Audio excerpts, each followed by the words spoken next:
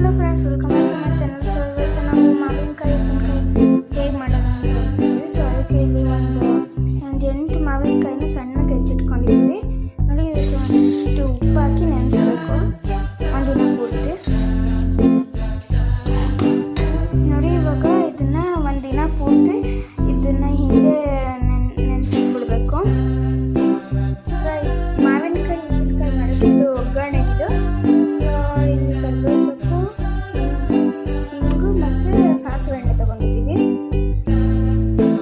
ನೋಡಿ, ಇದು ಬ್ಯಾಡಗೆ ಮೆಣಸಿನಕಾಯಿ ಮತ್ತು ಬೆಳ್ಳಿ ಮೆಣಸಿನಕಾಯಿ ತೊಗೊಂಡಿದ್ದೀವಿ.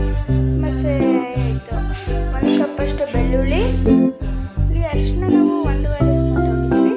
ಮತ್ತು ಮೆಂತ್ಯ ಕಾಳು 2 ಸ್ಪೂನು, ಮತ್ತು ಸಾಸಿವೆನೂ 2 ರಿಂದ 3 ಸ್ಪೂನ್ ತೊಗೊಂಡಿದ್ದೀವಿ. ಇವಾಗ ಒಂದು ಬಾಣಲಿಗೆ ಮೆಂತ್ಯ ಕಾಳು ಹುರ್ಕೋತಾ ಇದ್ದೀವಿ. ಇದು ಒಂಚೂರು ಗೋಲ್ಡನ್ ಬ್ರೌನ್ ಆಗೋವರೆಗೂ ಹುರ್ಕೋಬೇಕು. ಇದೊಂಚೂರು ಕೆಂಪಾದ್ಮೇಲೆ ಸಾಸಿವೆ ಹಾಕೊಳ್ಳಿ. ನೋಡಿ, ಇದೊಂಚೂರು ಕೆಂಪಾದ್ಮೇಲೆ ಇದನ್ನ ಗಂಟೆಗೆ ಹಾಕ್ಕೋಬೇಕು. ನೋಡಿ, ಸಾಸಿವೆ ಇವಾಗ ಸಿಡಿಯುತ್ತಲ್ಲ, ಅವಾಗ ಒಂದು ತಟ್ಟೆಗೆ ಹಾಕೋಬೇಕು. ಇದು ಒಂದು ಸ್ವಲ್ಪ ಗೋಲ್ಡನ್ ಬ್ರೌನ್ ಆಗಿದೆ.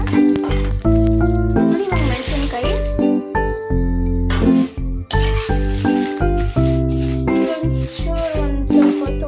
ಹುರ್ಕೋಬೇಕಷ್ಟೆ.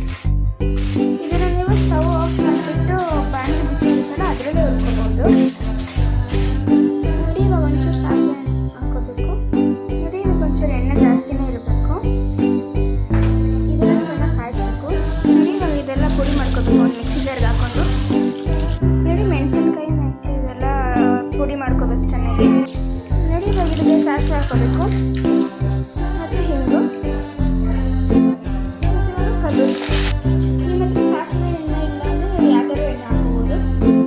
ನೋಡಿ, ಇದೊಂಚೂರು ಆಡಿದ್ಮೇಲೆ ಇದನ್ನು ಉಪ್ಪಿನಕಾಯಿಗೆ ಹಾಕೋಬೇಕು.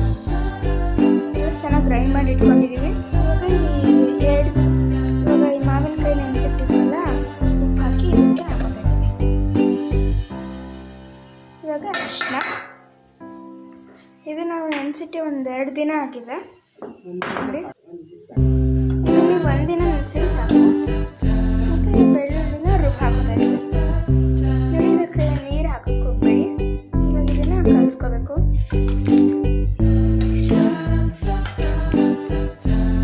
ನೋಡಿ, ಮಾವಿನಕಾಯಿ ನೀರು ಬಿಟ್ಕೊಂಡಿದೆ ಉಪ್ಪು ಹಾಕಿದ್ದಕ್ಕೆ.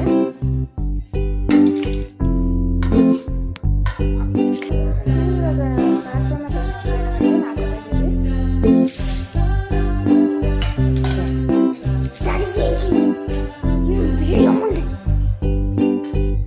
ಚೆನ್ನಾಗಿ ಗ್ರೈಂಡ್ ಮಾಡಿ ಇಟ್ಕೊಂಡಿದ್ದೀವಿ. ಇವಾಗ ಈ ಮಾವಿನಕಾಯಿ ನೆನೆಸಿಟ್ಟಿದ್ವಲ್ಲ, ಉಪ್ಪು ಹಾಕಿ ಇದಕ್ಕೆ ಹಾಕೋಬೇಕು. ಇವಾಗ ಅರಿಶಿನ, ಇದು ನಾವು ನೆನೆಸಿಟ್ಟು 1-2 ದಿನ ಆಗಿದೆ. ಇದನ್ನ ನೀವು 1 ದಿನ ನೆನೆಸಿದ್ರೆ ಸಾಕು. ಮತ್ತು ಬೆಳ್ಳುಳ್ಳಿನ ರುಬ್ಬಿ ಹಾಕೋತಾ ಇದ್ದೀವಿ. ನೋಡಿ, ಇದಕ್ಕೆ ನೀರು ಹಾಕಕ್ಕೆ ಹೋಗ್ಬೇಡಿ. ಇವಾಗ ಇದನ್ನು ಕಲಿಸ್ಕೋಬೇಕು.